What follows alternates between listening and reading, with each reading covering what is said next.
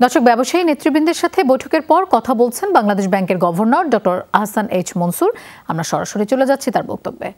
6000 mAh ব্যাটারির one and only power master NextG N73 সেটা আমরা বিবেচনা করব। স্যার একটা প্রশ্ন করতে চাই স্যার, এদিক থেকে স্যার, আপনি জানেন যে সরকার পরিবর্তনের পর ব্যাংকগুলোর মধ্যে একটা অস্থিরতা চলছে, বিশেষ করে রাষ্ট্রায়ত্ত দুইটা ব্যাংকের কথা একটু নাম ধরে বলতে চাই।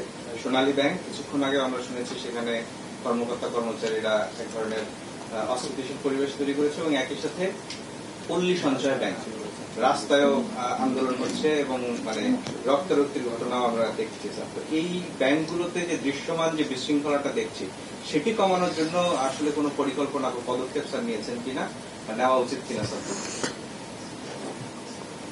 এটা দুর্ভাগ্যজনক যে এই সরকারি ব্যাংকগুলোতেও আমরা এই অবস্থা ফেস করতেছি। আমি বুঝলাম যে সালাম গ্রুপের সেটা তো আমরা জানি, আমাদের আগে থেকেই ছিল, কিন্তু এই ঘটনাগুলো হওয়াটা বাঞ্ছিত নয়, কিন্তু হচ্ছে। যাই হোক, এটা আমাদের দেখতে হবে। এটা